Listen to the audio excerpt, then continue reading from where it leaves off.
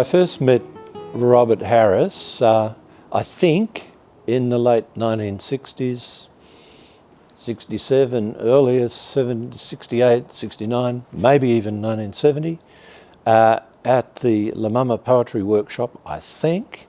And I think we were introduced to each other by Chris Hemmensley, maybe Barry Dickens.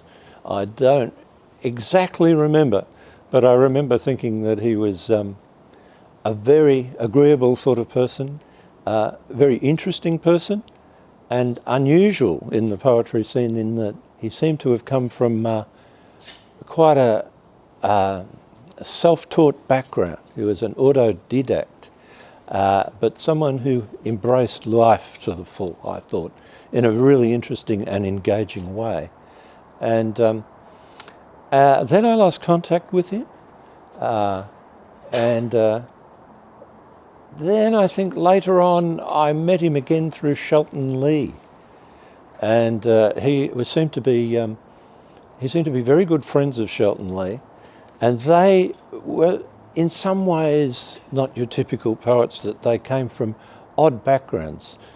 Shelton Lee was adopted by the Darrell Lea chocolate maker factory people, and Robert came from the sticks, as it were, Cranbourne in Victoria, where he grew up, which was pretty down at heel place without any culture. But how did he find his way to poetry? This is intriguing, and he was incredibly motivated by poetry. It was his vocation right throughout his life, and his whole interesting life, it was full of incidents and many different chapters and an unfolding that you could never predict, was always in service of his poetry and fed back into it and deepened his understanding of human motivation and art and culture. But he was also finding out about it because he left school at about 17, and then he went into the Navy briefly, only for a year or two, I think, and but never pursued a career in that. He worked in a bookshop for a while, and he lived in a commune for a while. And so the thing about Robert is that he could communicate with anyone, with effortless, with ease, from the most sort of working class battler, down at heel sort of struggler that you could find. He understood their world, he identified with them, and he respected people for what they were, and for their character and for their ability to survive and to be tenacious and make something of their lives.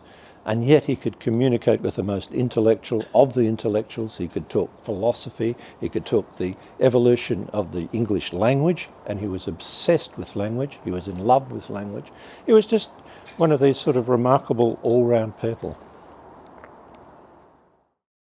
He had a succession of dead-end jobs because he left school very early. His mother died, I think, when he was only 10 years old. His father died when he was only 24. His life was always precarious, and I think he knew that. I think he had a sense too that his real talent was for poetry, and he didn't want to get trapped in a job that in any way compromised it, so it seemed like a series of dead-end jobs would just pay the rent, but he'd devote his life to his work. On the other hand, it meant he never had time to or any money, and he was always struggling and didn't know where the next meal was coming from. And so I don't know why. I think he identified with people who did it tough because it was a challenge to your character to be able to overcome difficult circumstances, and almost put himself in that situation so that he'd learn what it meant to struggle, what it meant to overcome difficulties, and sort of make something of them anyway, because he identified with people who came from that sort of background a lot.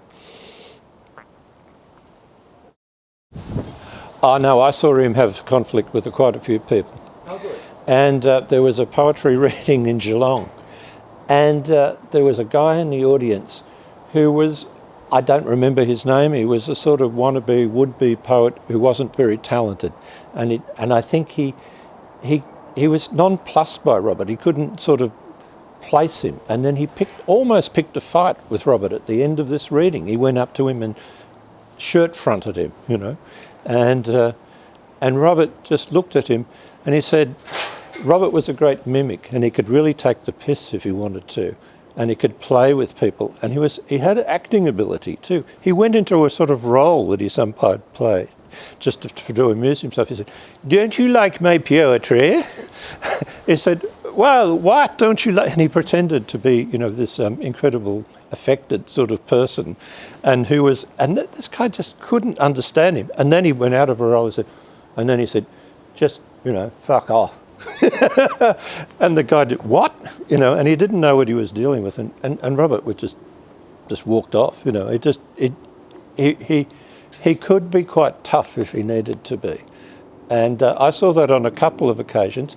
But if you were a person of goodwill, and you know you were friendly, and you wanted to chat about anything, you know, he was a terrific friend, and he was very supportive, very understanding, very empathetic, and great conversationalist too. The great thing about him, I saw him communicating with, you know, tradies, with navvies, or with academics, and his conversation could go high or low at will.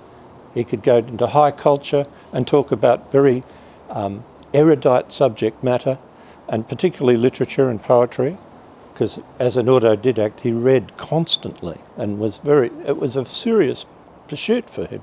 And he listened to people, and he wanted to understand human nature and what made people tick and what made society tick. He was always learning, and it was always going back into his work.